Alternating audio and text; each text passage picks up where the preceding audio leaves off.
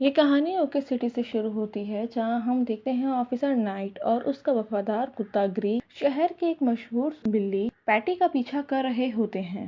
پیٹی اکثر شہر میں افراتفری مچاتا ہے اور لوگوں کے لیے مصیبت بنا رہتا ہے۔ کافی دیر تک ڈھونڈنے کے بعد اچانک پیٹی گٹر سے نکلتا ہے اور اپنی گاڑی اونچے پل پر دوڑانے لگا ہے۔ آفیسر نائٹ کو اندازہ ہو جاتا ہے کہ یہ بہت خطرناک ثابت ہو سکتا ہے۔ وہ بریک سے کہتا ہے کہ اگر اسے کچھ ہو جائے تو اس کی گرل فرینڈ ایلس کا خیال رکھنا۔ نائٹ ہمت کا مظاہرہ کرتے ہوئے پل پار کرنے کا فیصلہ کرتا ہے۔ یہ لوگ پل پر چڑھ جاتے ہیں اور آگے جا کے پتہ چلتا ہے کہ پل ٹوٹا ہوا ہے اور ان کی گاڑی ہوا میں بلند ہو جاتی ہے۔ خوش قسمتی سے گریگ کے پاس ایک پیراشوٹ ہوتا ہے جس کی مدد سے دونوں ایک بلڈنگ کی چھت پر اتر جاتے ہیں، جبکہ ان کی گاڑی نیچے گر کر تباہ ہو جاتی ہے۔ تب اچانک پیٹی اپنی اصل چال ظاہر کرتا ہے۔ نائٹ اور گریگ دیکھتے ہیں کہ چھت پر ایک بم رکھا ہوا ہے۔ اس سین میں آفیسر نائٹ بم کو ناکارہ بنانے کی کوشش کرتا ہے، لیکن غلط تار کاٹنے کی وجہ سے زوردار دھماکہ ہو جاتا ہے اور آفیسر نائٹ اور گریگ شدید زخمی ہو جاتے ہیں۔ انہیں ہاسپٹل لے جایا جاتا ہے، لیکن ڈاکٹرز کو احساس ہوتا ہے کہ وہ دونوں زندہ نہیں رہ سکتے، کیونکہ نائٹ کا سر جبکہ کتے کا جسم پوری طرح زخمی ہو جاتا ہے۔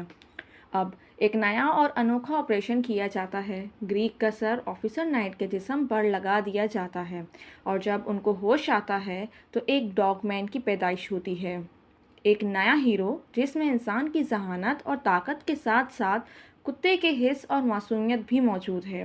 ڈاگ مین کو اپنے نئی حالت سے ہم آہنگ ہونے میں تھوڑا مشکلات پیش آتی ہیں، لیکن ان سب کے باوجود وہ ایک زبردست پولیس آفیسر ثابت ہوتا ہے۔ اس کی نئی حس اسے مجرموں کو پکڑنے میں مدد دیتی ہے اور اس کی برق رفتاری اسے ناقابل شکست بنا دیتی ہے۔ شہری اسے پسند کرتے ہیں، جبکہ چیف آفیسر اس سے جیلس ہو جاتا ہے، کیونکہ پورے شہر میں صرف ڈاگ مین کا ہی چرچا ہو رہا ہوتا ہے۔ دوسرے سین میں ہم دیکھتے ہیں کہ ڈاگ مین اپنی گرل فرینڈ ایلس کے گھر جاتا ہے تو گھر پہ کوئی نہیں ہوتا، کیونکہ ایلس گھر کو بیچ رہی ہوتی ہے اور وہ اس سے ریلیشن شپ سے انکار کر دیتی ہے۔ وہ ایک آدھا کتا اور آدھے انسان کے ساتھ نہیں رہ سکتی۔ دوسری طرف پیٹی ایک نئے طریقے سے ڈاگ مین کو شکست دینے کے منصوبے سوچتا ہے۔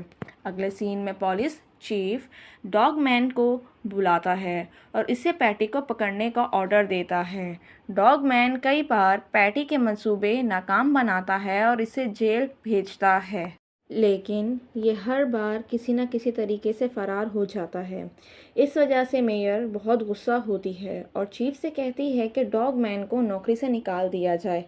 میئر فیصلہ کرتی ہے کہ ڈاگ مین کو پیٹی کے کیس سے ہٹا کر اسے کوئی اور کام دے دیا جائے۔ یہ سن کر ڈاگ مین بہت افسردہ ہو جاتا ہے۔ وہ نہ صرف اپنی نوکری سے ہاتھ دھو بیٹھتا ہے، بلکہ جو لڑکی اس سے محبت کرتی تھی وہ بھی اس سے دور ہو چکی ہوتی ہے۔ اسی دکھ میں وہ اکیلا بیٹھ کر روتا ہے۔ دوسری طرف پیٹی ڈاگ مین کے آنے سے سخت پریشان ہو جاتا ہے اور پیٹی کا اسسٹنٹ اس کی نوکری چھوڑ دیتا ہے، جس کی وجہ سے وہ ایک ایسا ساتھی چاہتا ہے جو اس کی مدد کرے، اس لیے وہ اپنا کلون بنانے کا منصوبہ کرتا ہے۔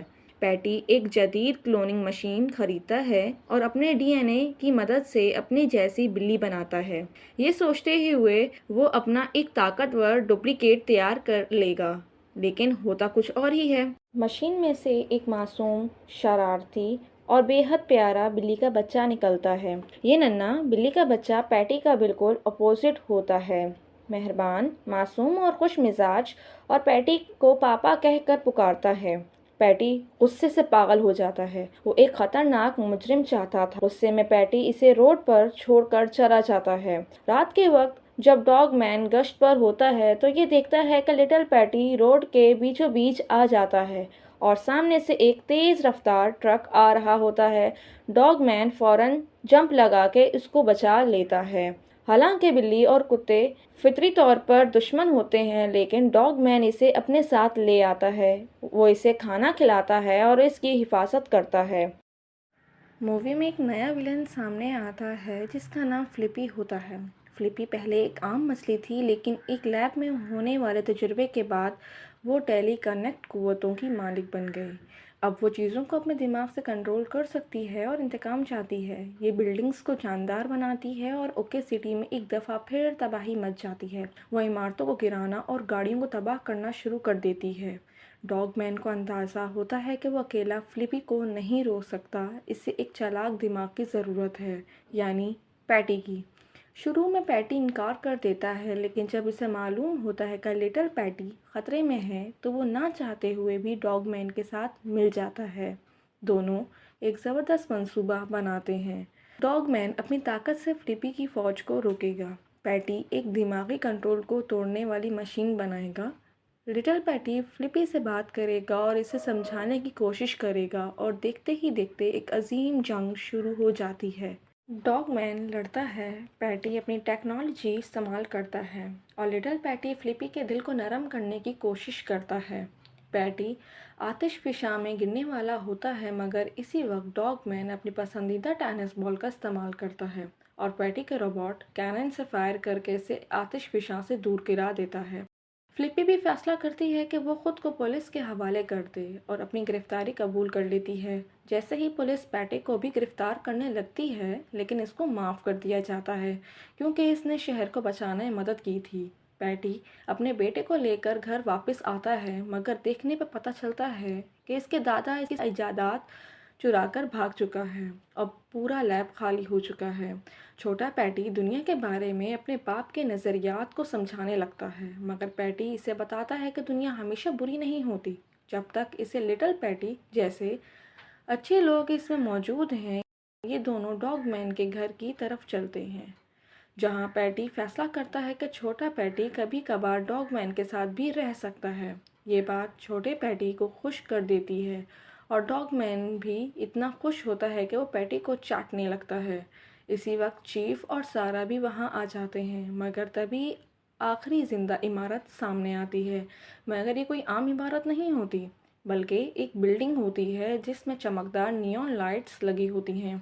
سب لوگ مل کر مزے سے ڈانس کرنے لگتے ہیں اور ان دی اینڈ ہم دیکھتے ہیں کہ ڈاگ مین اور لٹل پیٹی ہمیشہ کے لیے بہترین دوست بن جاتے ہیں۔ پیٹی جو ہمیشہ خود غرض تھا، آہستہ آہستہ لٹل پیٹی کے باپ جیسا بننے لگتا ہے۔ مووی پسند آئی ہو تو چینل کو لائک اینڈ سبسکرائب کرنا نہ بھولیے گا۔